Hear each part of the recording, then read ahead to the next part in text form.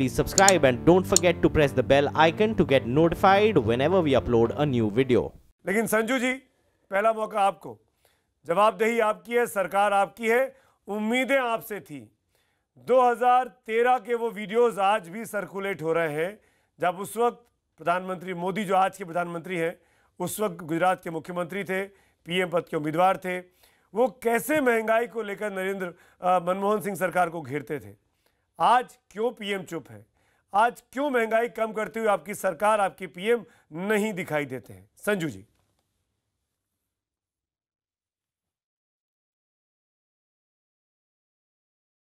सुमित जी, पहले तो शुक्रिया। ये एक बहुत संवेदनशील विषय है और मैं एक दो चीज़ें आपके दर्शकों के हित के लिए बताना चाहूँगी। ये जो बार बार 2013 और 2018 को आमने सामने खड़ा कर दिया जाता है और कहा जाता है कि 2013 में जब रुपया 70 के आसपास गया तो तब के बीजेपी के नेता बहुत हाहाकार मचा रहे थे और आज वो चुप्पी साधे हैं। तो मैं ये बता दूं कि 2013 में डॉलर इतना मजबूत नहीं था। 2013 में रुपया गिरा क्योंकि मनमोहन सिंह और पी चिदम्बरम की मिलीजुली जो सरकार है, उन्होंने जो अर्थशास्त्र की व्यवस्था है उस पर ध्यान नहीं दिया। और इसका सबसे बड़ा उदाहरण यह है कि उस वक्त फिस्कल डेफिसिट था करीबन 4.5 से 5%, करंट अकाउंट डेफिसिट भी 4.8% था। और मैं एक चीज आपको कह दूं, 2013 का जो नवंबर का महंगाई इन्फ्लेशन का आंकड़ा है, एक मिनट, नवंबर 2013 का महंगाई इन्फ्लेशन का आंकड़ा आपके पैनलिस्ट चाहें तो गूगल कर लें। रिटेल इन्फ्लेशन 12 से 13% थी। आज रिटेल इन्फ्लेशन कितनी है? 4%। होलसेल इन्फ्लेशन कितनी है? 5%। आज रुपया क्यों गिरा है?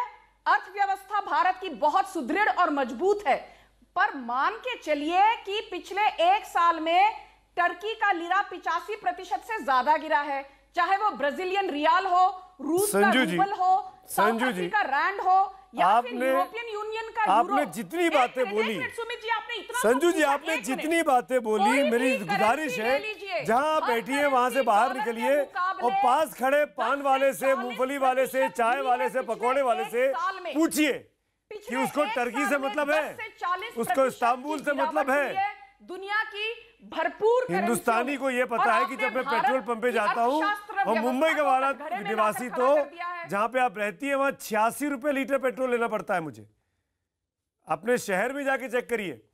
ये कैसे समझाएंगी? आम हिंदुस्तानी को नहीं समझ में आता इस्तांबुल टर्की, नहीं समझ में आता पेट्रोल डॉलर कमजोर और सस्ता।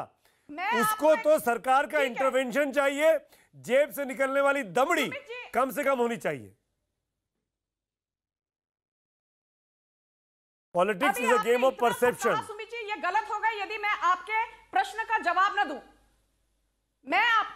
सुमित जी, बोलने का मौका दीजिए। प्रवक्ता मैं हूं।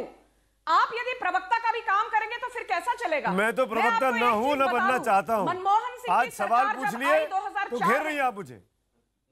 संजू जी, ऐसा मत करिए। You need to respond to this. It's a serious topic, it's a serious issue. आप मेरे पोल में ऑलमोस्ट 50% लोग ये कह रहे हैं कि सबसे बड़ी नाकामी है सरकार की है। Sanju ji, believe me, it's a serious issue. बोलने दीजिए प्लीज। चलिए बोलिए, इंटरप्ट मत कीजिए। 30 second Gaurav will respond. You want to continue speaking. 30 seconds complete. 30 seconds में ये बताना चाहूंगी कि अरे बोलने दीजिए। 2004 में मनमोहन सिंह ने अटल बिहारी वाजपेयी की सरकार से जब रेंज ऑफ पावर संभाली तो कितना था तेल का दाम? 40 रुपए प्रति लीटर। जब मनमोहन सिंह की सरकार ने को त्यागना पड़ा पद, तब नरेंद्र मोदी की सरकार जब आई तब तेल का भाव क्या था? 79 रुपीज अ लीटर। 79 से आज 86 हुआ है, 9% की बढ़त। 200 कर दो, बात खत्म। मनमोहन सिंह की सरकार तो 40 से 80 तक ले आई 10 सालों में, वो डबल था। तो 9% की बढ़त, जबकि अंतरराष्ट्रीय गौरव वल्लभ जवाब दीजिए। आप लोग बड़े नाकाम थे, हम लोग छोटे नाकाम। पिछले जून से लेकर अब तक गौरव वल्लभ कांग्रेस के स्पोक्सपर्सन जवाब दे रहे हैं। संजू जी, नाउ लिसन टू दिस।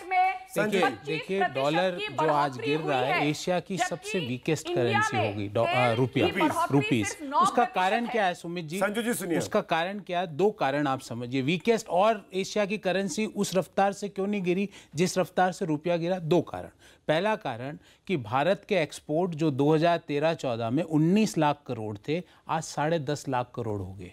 और दूसरा कारण, डेटा कहां से कोट कर रहे हैं? ये डाटा गवर्नमेंट का डेटा है, मैंने ना तो ये मैंने बनाया है ना कहीं और से, दिस इज गवर्नमेंट। एक्सपोर्ट कम हुआ है।